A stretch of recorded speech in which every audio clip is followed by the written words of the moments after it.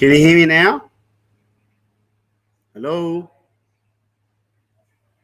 It looks like we didn't have audio. Do we have audio now? All right. Hey, guys, and welcome to another DC live stream coming straight to you from Bali. I had a bit of a mishap because obviously my configuration has changed a little bit. And now we're back. All right. So as you guys would have seen over the past few days, Michael, Matt, and myself here out in Bali, speaking around different places here and meeting a whole bunch of crypto people here in Bali. So excited to be here, excited to meet the community. If you are from Bali, please give us a like or follow us on YouTube. Make sure, even if you're not in Bali, please make sure you follow and subscribe to our YouTube channel. Turn on the notification bell because it makes a difference. I want to get this message out to as many people as possible. So as you guys are usually aware, this live stream, we go through news highlights, Twitter highlights, market updates, as well as adoption highlights. Now, there's some big news coming out of America at the moment, especially with Binance, and we're going to get into that and dive directly into what's going on over there. So without any further ado, let's go straight into this biggest news of the week coming out of the US, where the S.E.C accuses Binance of mishandling funds and lying to regulators. So as you guys know, Binance has been the target for S.E.C and a lot of regulators in not just in America, but pretty much all around the world because, as you guys know, they're the largest crypto exchange, and I think they got like 86% of the market share.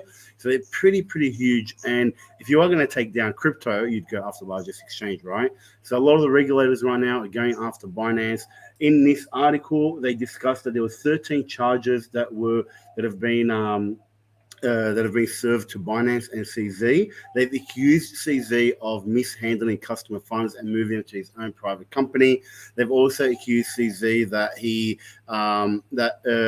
they're trying to get American citizens to use the international Binance website instead of the Binance.us, because the Binance.us is a company that works within the US, works within the regulation, but now they're accusing them and saying that they've got some emails that they've been able to extract where CZ has basically said that we want to find creative ways to get people to the Binance international website.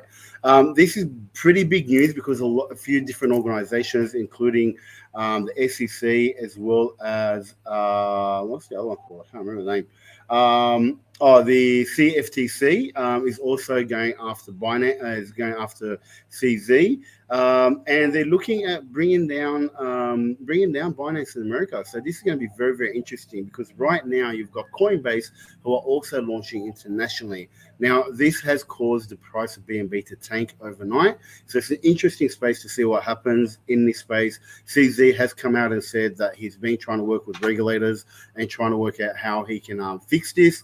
But they turned around and charged him anyway. So it's quite disappointed with that. We'll see how Binance responds to this in the next few days. Now, moving on to more positive news, we've got one of my favorite countries, which is El Salvador, and their volcano energy secures $1 billion in commitment to their 21 megawatt Bitcoin mine. So this is a Bitcoin mine that they're looking at building in El Salvador. We've spoken about this quite a lot. It's going to be powered by geothermal energy as well as wind energy. The biggest investor into this has been Tether. Tether's actually come out during this bear market to be a very clean stablecoin. A lot of the other stablecoins have had challenges and whatnot, but Tether has actually come out to be a very stable coin, a very clean stable coin. They're investing a lot of Bitcoin. They're looking at putting Bitcoin as part of their reserve. They're now investing in a Bitcoin mine. They're really growing. However, this is obviously a threat to the US because Tether is not regulated in the United States. Anyway, so back to this article. This is talking about that they're going to build one of the biggest Bitcoin mines in El Salvador. They've got Tether coming in to fund it, and they're looking at increasing. Well, Tether's got like 27% stake in this mine, as well as the government's behind it. So you got one government in the United States that's trying to crack down on crypto. Then you got another government in El Salvador that's opening up mines that are actually powered and supported by government. So this is going to be very interesting to see what happens over the next few years, especially as we have more economic turmoil and changes in the global geopolitical and geoeconomic landscape. Watch out for that. We've got more videos coming on those topics very soon.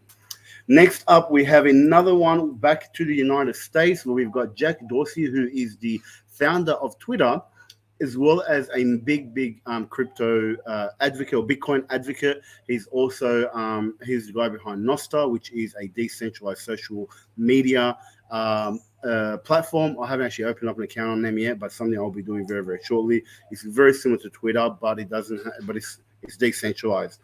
So he posted recently saying he can and he will. He reposted Robert F. Kennedy's YouTube video where he argues that he can beat Trump, as well as what's the other guy's name? DeSantis, Ron DeSantis, and Donald Trump. So, and Jack come out and said he can and he will. When he was asked whether this was an endorsement or a prediction, he said it's both. So it's interesting to see that, you know, what's happening there, especially with Robert F. Kennedy. He's come out, he spoke at the Bitcoin conference, as we mentioned to you guys last week. I think it was the week before.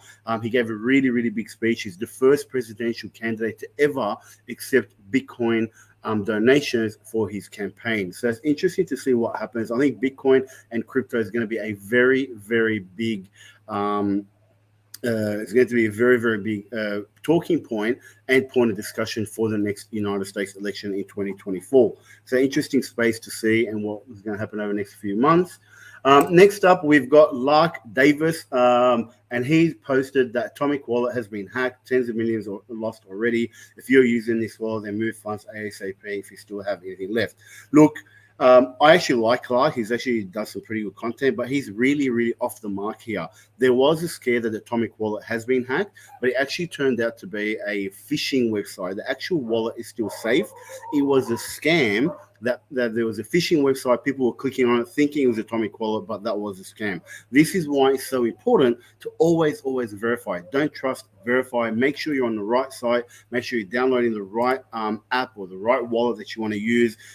Use things like CoinGecko, CoinMarketCap, trusted websites that vet this stuff, and not just Google, because Google just puts up whatever who's got the best SEO or the best marketing, etc. So I think what has happened, we had a bit of a scare here. We spoke to our community. If you are part of our community, we had messages about this over the past few days. We all checked our Atomic wallets. It seemed to be fine. My Atomic wallets are fine, and this just turned out to be a scare, in my opinion. Next up, we've got Jesse Myers, and he goes, I'll hold Bitcoins because I don't see this trend reversing. And the trend he's talking about here is that it took 2 centuries 215 years for the US debt to reach $7 trillion. And then in just 30 years or 40 years, it's gone up to over $30 trillion. And they added $7 trillion in just 2 years. So they added 2 centuries of debt in just over 27 months.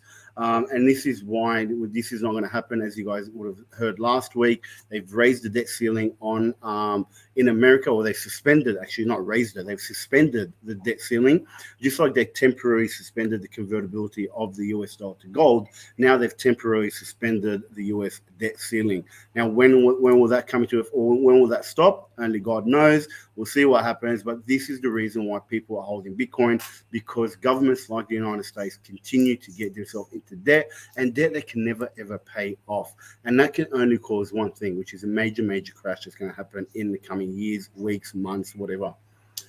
And last but not least, in the Twitter highlights, we've got Will Clemente, and he's commenting around on the Coinbase International Exchange that launched today. So this was it was today.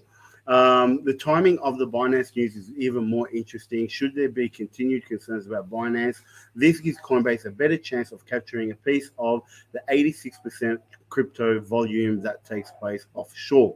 So he's talking about 86% of crypto volume happens outside of America. So even only 24% happen in America, 86% happens around the world. Now that's not a number to sneeze at, because it is quite a large number to have in one country. But it's interesting what's happening with Binance and Coinbase coming up. Now, if you guys know a little bit about the history of Coinbase, they have also had their problems with the S.E.C. They also have been a company that's been working hard at bringing out new products. Sorry, guys, I'm sweating like an animal here, so I'm going to have to dry my head. Excuse me while I do that. All right, next we've got net Bitcoin ATMs on the rise again. So earlier this year, we reported that the Bitcoin ATMs were actually declining globally, but now there's been an increase again. So they started to go up. So even though globally there's been a global decline of about 4,000 ATMs or 5,850 ATMs since the beginning of the year, in May we had 1,397 ATMs being installed, and some of those countries are Australia. Australia is actually one of them. Canada is another one. A few countries starting to actually increase the amount of Bitcoin ATMs. So this is great news because we are coming to the next bull market where things will start changing and moving around very, very fast. Moving over to more adoption highlights, we've got Brazil's crypto exchange Mercado Bitcoin licensed as a payment provider. Report says, as a payment institution, MBPay will enable certain digital banking services to the crypto exchanges users in the country. So this was supposed to be launched back in 2021, but due to regulatory delays, it's actually just got approved now. But this is huge news. Like, this is a crypto exchange that has now been authorized by the country's central bank to be a payment provider. Now, as you guys know, we've spoken about this in Brazil. Brazil recognizes crypto as a payment option. It's not legal tender, but Brazil does recognize Bitcoin and other cryptos as payment options. And now you've got exchanges that are now enabling crypto payments for over 214 million people in Brazil. And don't forget, Brazil is also part of the BRICS, which is also very interesting as things move forward with the whole change in the geopolitical and geoeconomical landscape. Next, last but not least, guys, we have Japan Blockchain Week. And this was actually supported by the Ministry of Economy and Trade and Industry. So this is a big move in Japan where you've got the Ministry of Economy, Trade and Industry now backing the Blockchain Week because they started to realize how important blockchain is for the growth of Japan and for the future of Japan. So they put out a press release commenting about how they're supporting this. They know that this is the way of the future. They know that blockchain technology is going to really shape out the future of the world. And they've put down all the different organizations and all different places where things are happening in Japan this week. So if you are in Japan, not this week, June 18th, the week of June 18th to July 9th. So if you are in Japan during those weeks, check out these different blockchain events and see if you can get in there and get some more information about what's happening there in Japan. That's it for me, guys. Before I go, please make sure you like and subscribe our YouTube channel. Make sure you follow us on Facebook. Join our Facebook group. Turn on the notification bell on YouTube to make sure you don't miss out any of our upcoming live streams or videos. And last but not least, we are holding an event in about next week on Thursday, the 15th of June. So just over 10 days or 12 days from now. Not even actually, 9 days from now, 9 days from now, we are going to cover everything that's happening geopolitically with the geoeconomics, what it means for you, how you can harness the power of digital assets to hedge against the changes around the world, and what the future of money is going to look like. So if you're interested in understanding what's happening around the world with money and where crypto, digital assets, BRICS, the dollar, all of this stuff is going to fall into it, and what we can do moving forward, you definitely want to be at this event. So please join us, breakoutnow.co/future of money, and register for your event. We are also going to be giving away some prizes and raffles for people who refer their friends, and we're going to be holding a full-day event after that. So please come to this to get more information, find out how you can use 2023 to really start planting those seeds so that you can prosper in the next 3 to 5 years. That's it from me, guys. We're off now. We're in Bali. We're going to go do some sightseeing. We've been working very, very hard. So I'm going to shut the computer down and try and go out and do some sightseeing. And we'll see you guys on social media. Watch for the content coming out from Bali. That's it from me. As always, stay crypto and peace out.